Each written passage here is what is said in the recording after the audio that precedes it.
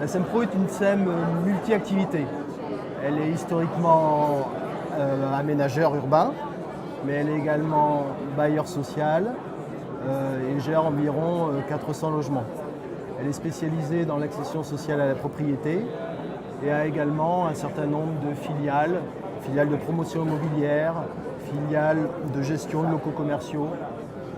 Aujourd'hui, c'est un groupe qui consolide environ 5 filiales et différentes activités.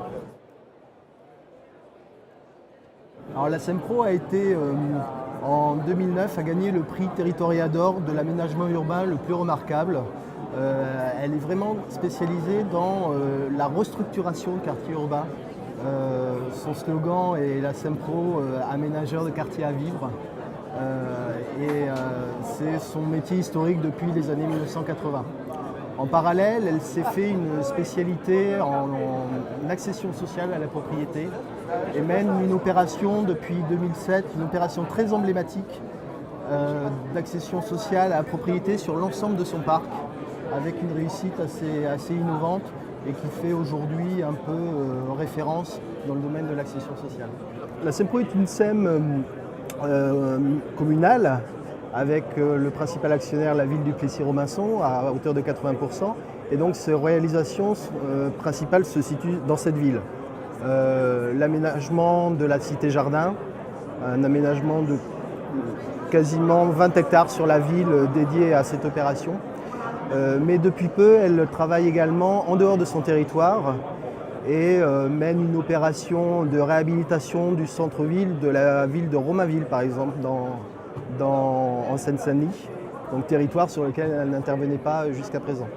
On essaye de travailler également sur d'autres territoires, en province en particulier.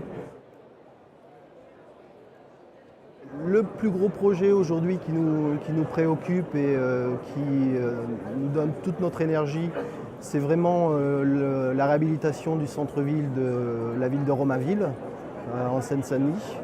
Projet qui est aujourd'hui démarré et qui va durer jusqu'en 2016. Donc l'activité de la SEM est très bien programmée sur cette période-là. On a toujours comme ambition de continuer les programmes d'accession sociale à la propriété, là qui sont sur des périodes plutôt étalées dans le temps.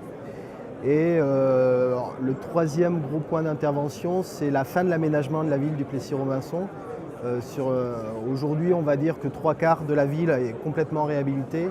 Mais l'arrivée de nouveaux arrivants, l'arrivée de zones économiques, d'acteurs économiques de plus en plus importants sur la ville nous incite aussi à penser à un mode urbain différent, intégrant à la fois